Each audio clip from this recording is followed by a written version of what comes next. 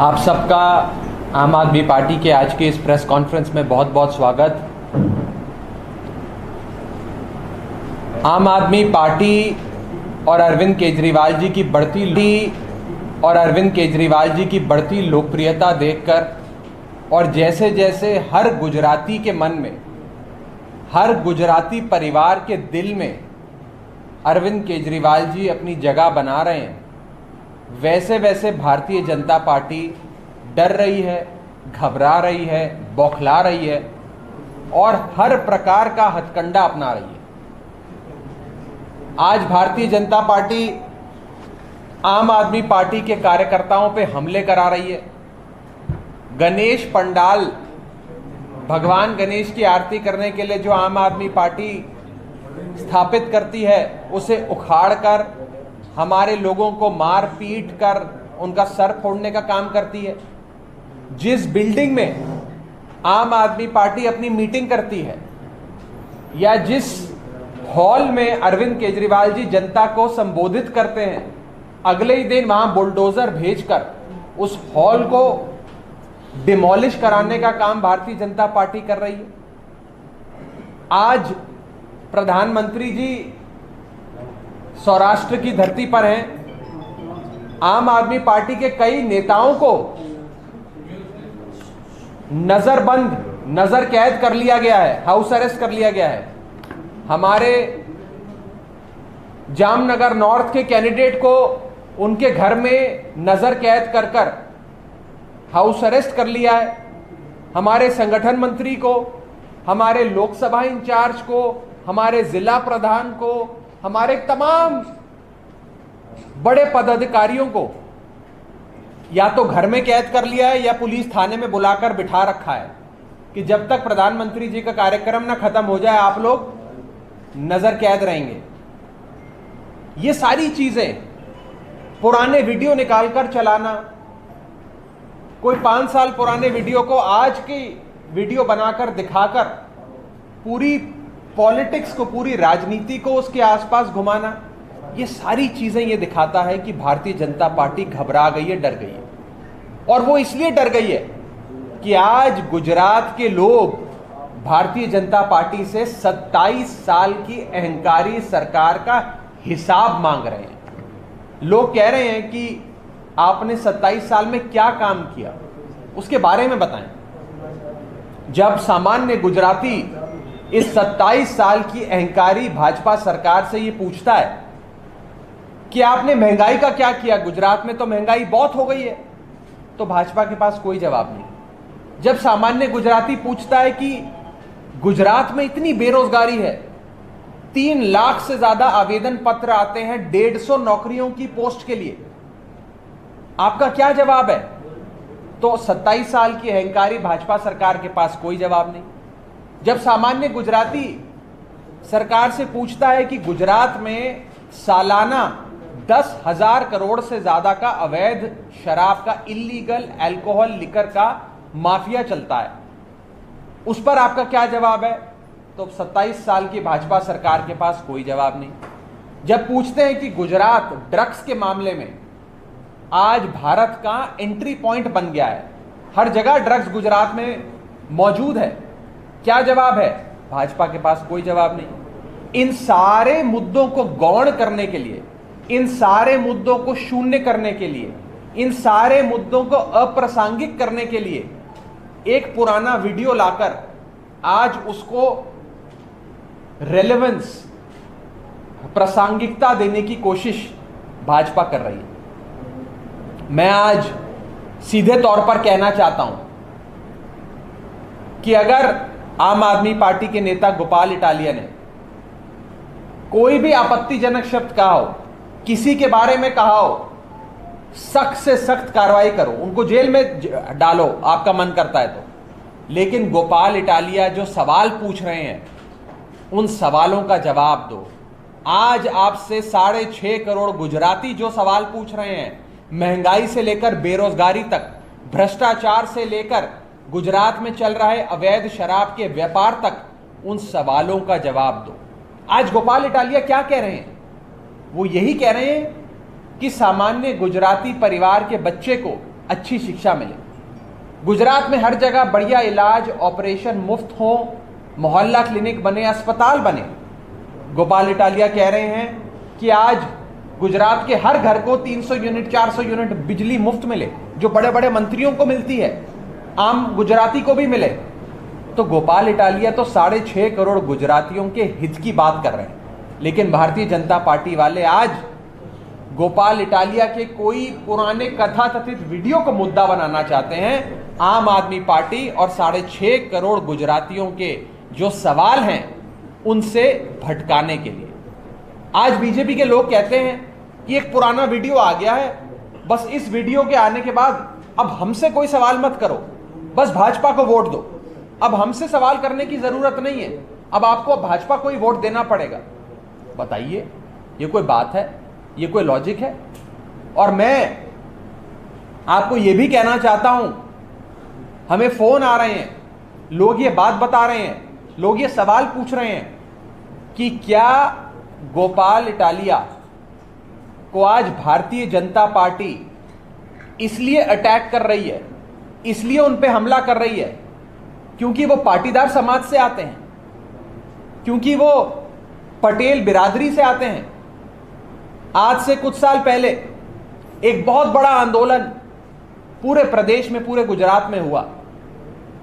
पूरे पाटीदार समाज ने सड़कों पे उतरकर भारतीय जनता पार्टी का विरोध किया, एक बहुत बड़ा आंदोलन छेड़ा। गुजरात के इतिहास में एक बहुत बड़ा आंदोलन हुआ।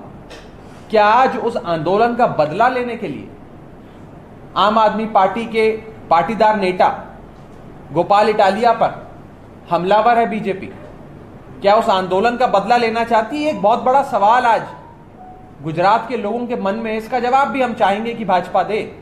मैं चाहूंगा आप ये सवाल जाकर भाजपा के नेताओं से अवश्य पूछें। और अंत में बस इतना ही कहना चाहूंगा कि आज बीजेपी अपने 27 साल के अहंकारी सरकार का एक भी काम नहीं गिनवा सकती, इसलिए मुद्दा भटकाने के लिए पुराने वीडियो लाकर उनको प्रासंगिकता देने की कोशिश कर रही है। आज अरविंद केजरीवाल जी जब गुजरात आते हैं तो अपने 7 साल के दिल्ली के कामकाज का रिपोर्ट कार्ड लेकर आते हैं, बताते हैं कि मैंने दिल्ली के हर व्यक्ति को, हर परिवार को 300 यूनिट बिजली मुफ्त दी, 20,000 लीटर पानी हर महीने मुफ्त दिया, मोहल्ला क्लिनिक और बढ़िया इलाज, शानदार अस्पताल बनाए, फ्री इलाज दिया, फ्री ऑपरेशन करवाए। आज हर बच्चे को दिल्ली में बेहतरीन शिक्षा दी। गरीब सफाई कर्मचारी का बच्चा हो या बड़े जज का बच्चा हो, एक डेस्क पे बैठकर दिल्ली के सरकारी स्कूल में शिक्षा ग्रहण करते हैं। आज बुजुर्गों को बड़े बड़े मंदिरों के दर्शन कराने का काम अरविंद केजरीवाल जी दिल्ली के बुजुर्गों के लिए कर रहे हैं। दिल्ली की महिलाओं को मुफ्त में बस की यात्रा अरविंद केजरीवाल जी की सरकार दे रही है। एक बढ़िया मॉडल अरविंद केजरीवाल जी ने दिल्ली की जनता के सामने जो रखा, उसको लेकर, उसकी रिपोर्ट कार्ड को लेकर आज वो गुजरात आकर अपने 7 साल के कामकाज पे वोट मांगते हैं। पंजाब के मुख्यमंत्री जब पंजाब से गुजरात आते हैं तो 7 महीने की अपनी सरकार के कामकाज का रिपोर्ट कार्ड लेकर आते हैं कि कैसे उन्होंने 30,000 लोगों की नौकरियां पक्की करी, कई हजार लोगों को नौकरियां दी, 300 यूनिट बिजली पंजाब में मुफ्त करी, न जाने क्या क्या काम किए। वो अपने 7 महीने के पंजाब के काम के नाम पर वोट मांगने आते हैं। आम आदमी पार्टी वाले आज गुजरात की भारतीय जनता पार्टी से पूछना चाहते हैं कि हम लोग अपने 7 साल के दिल्ली के काम पे, हम लोग अपने 7 महीने के पंजाब के काम पे वोट मांगते हैं, क्या आप अपने 27 साल के काम पे वोट मांग सकते हैं? क्या एक भी काम आप गिनवा सकते हैं जो भाजपा की सरकार ने 27 साल में आम गुजराती की जिंदगी को आसान बनाने के लिए, बेहतर बनाने के लिए किया हो? आज ये सवाल गुजरात की जनता आपसे पूछना चाहती है और इस सवाल को दबाने के लिए प्रोपेगेंडा किया जाएगा, कीचड़ उछाला जाएगा, आम आदमी पार्टी पे हमले किए जाएंगे।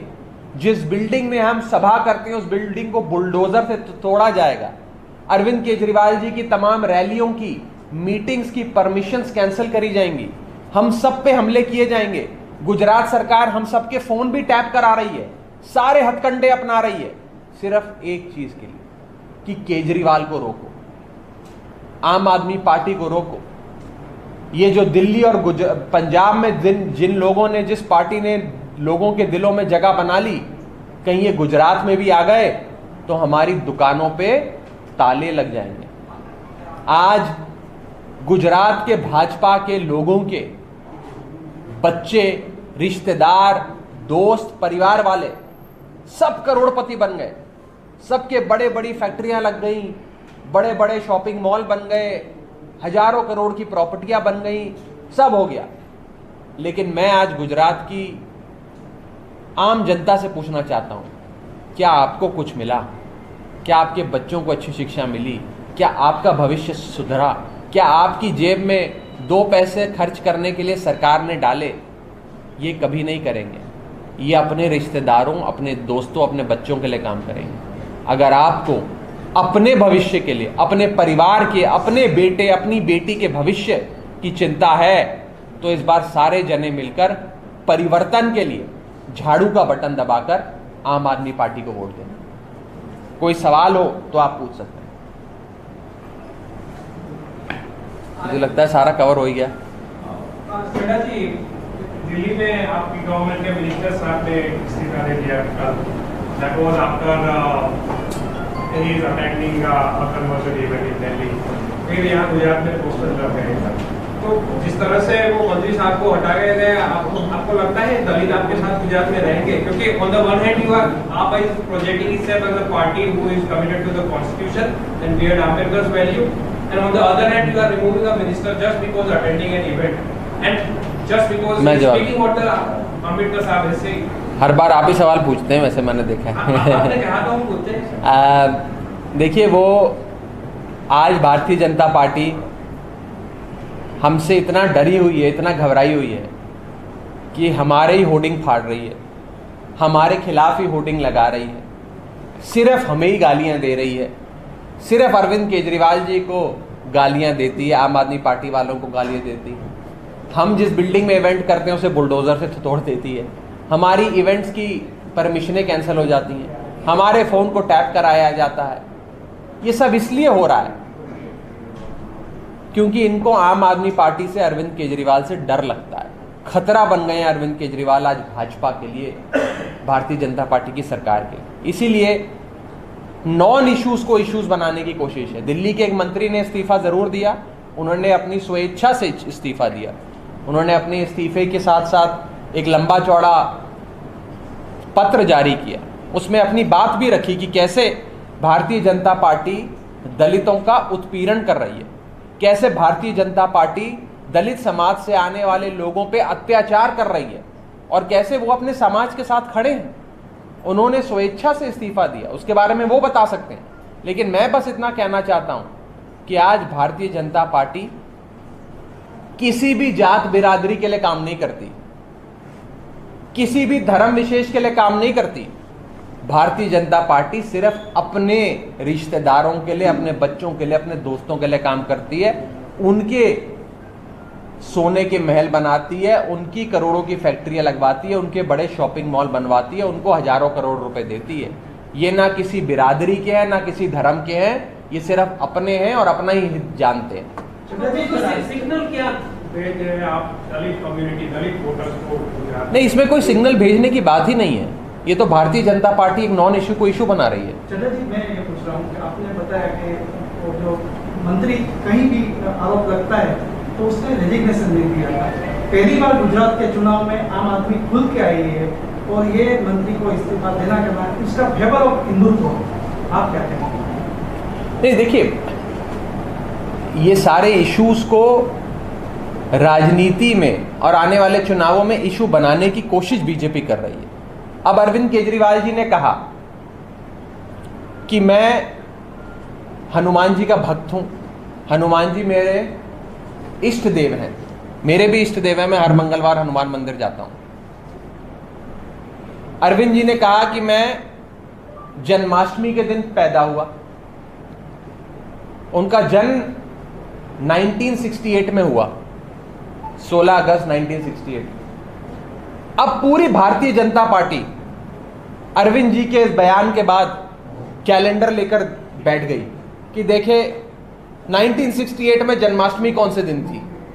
अब वो दिखा रही है कि देखो जी शायद 16 को नहीं थी, शायद 17 की सुबह थी या 15 की रात थी, वो कैलेंडर लेकर घूम रहे हैं। तो मैं बीजेपी वालों को कहना चाहता हूं कि हम अपने इष्ट देव की पूजा करते हैं, उनसे प्यार करते हैं। आप इन विषयों का मजाक ना उड़ाइए। आप किसी के धर्म का, कोई जन्माष्टमी के दिन पैदा हुआ, कोई भगवान कृष्ण का भक्त है, कोई हनुमान जी को अपना इष्ट मानता है, उसका मजाक मत उड़ाइए। आज बीजेपी मजाक उड़ाने का काम कर रही है। आज बीजेपी लोगों की भावनाओं से खिलवाड़ करने का काम कर रही है। आज अरविंद केजरीवाल जी ने अगर ये कहा कि वो जन्माष्टमी के दिन पैदा हुए, तो भारतीय जनता पार्टी 1900 जिस भी सन में उनका जन्म हुआ उसका कैलेंडर निकाल कर बैठी हुई है और जगह जगह चौराहे पे दिखा रही है कि देखो ये आदमी झूठ बोल रहा है।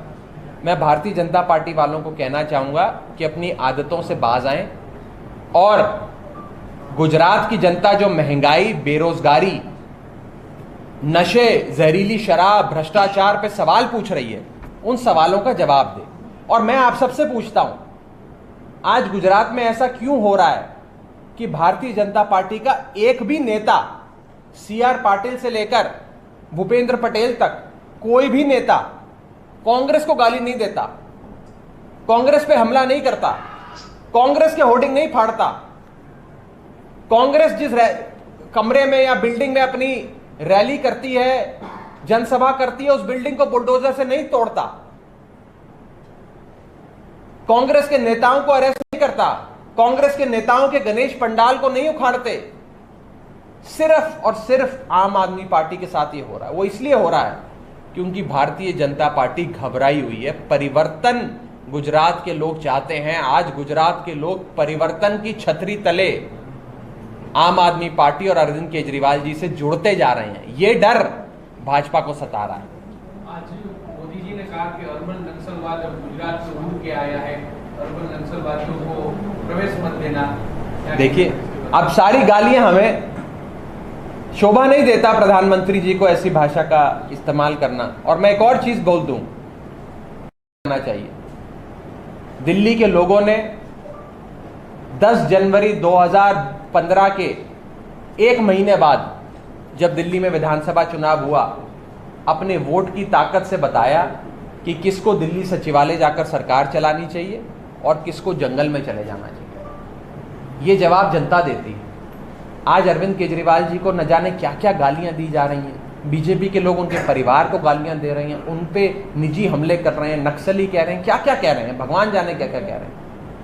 हम इस गाली गलौच में, इस गंदी राजनीति में नहीं पड़ना चाहते। आप हमें गाली दोगे, हम कहेंगे मोहल्ला क्लिनिक बनाएंगे। आप हमें नक्सली कहोगे, हम बोलेंगे हम गुजरात के बच्चों के लिए अच्छी शिक्षा की व्यवस्था करेंगे। आप हमें और गालियां दोगे, हम गुजरात के लोगों को मुफ्त बिजली देंगे। हम अपने काम पर, हम अपने एजेंडे पे चलेंगे, आप अपने एजेंडे पे चलें। आईबी का रिपोर्ट के केजरीवाल जी बोल रहे हैं कि गुजरात में सरकार बन रही है, आप सौराष्ट्र के दौरे पे हो, उनसे कारण बता रहे हैं कि आप कांग्रेस को तो ये चित्र में, जो पुरानी पार्टी है गुजरात में, उनको आप चित्र में नहीं देते, आप भाजपा और आम आदमी की लड़ाई बात कर रहे हैं। 2-3 कारण बता सकते, देखिए घूम भी आएंगे, आपके पास कोई रिजल्ट का कोई थीम भी आएगा। हाँ, देखिए कांग्रेस पार्टी इस देश की राजनीति से और खास करके गुजरात की राजनीति से पूरी तरीके से साफ होती नजर आ रही है। कांग्रेस बहुत बूढ़ी हो गई है, थक गई है। जब घर में कोई 90-95 साल की वृद्ध अवस्था में होता है तो उससे काम नहीं कराया जाता, उसे अच्छे डॉक्टर के पास या अच्छे अस्पताल ले जाकर उसका इलाज कराया जाता है, उसे अच्छी दवाई दी जाती है। आज कांग्रेस वही 95 साल के बुजुर्ग आदमी या उस बुजुर्ग औरत की स्थिति में है जिससे सिर्फ अस्पताल के आईसीयू में ले जाकर अच्छा इलाज देना चाहिए, उसकी सेवा होनी चाहिए। उसको अब ना चुनाव लड़ने का, ना चुनाव जीतने का कोई मैं कहूँ भूख है, प्यास है या इच्छा है। कांग्रेस थक गई। अब राहुल गांधी जी भारत जोड़ो यात्रा निकाल रहे हैं। भारत जोड़ो यात्रा निकल रही है तमिलनाडु और केरल में, चुनाव है गुजरात में, तो आप खुद ही समझ लीजिए कि वो कितने गंभीर हैं, गुजरात और भारत की सियासत को लेकर। वो ऐसे राज्यों में भारत जोड़ो निकाल रहे हैं भाजपा के खिलाफ जिन राज्यों में भारतीय जनता पार्टी है ही नहीं। 25 दिन तमिलनाडु में लगा दिए।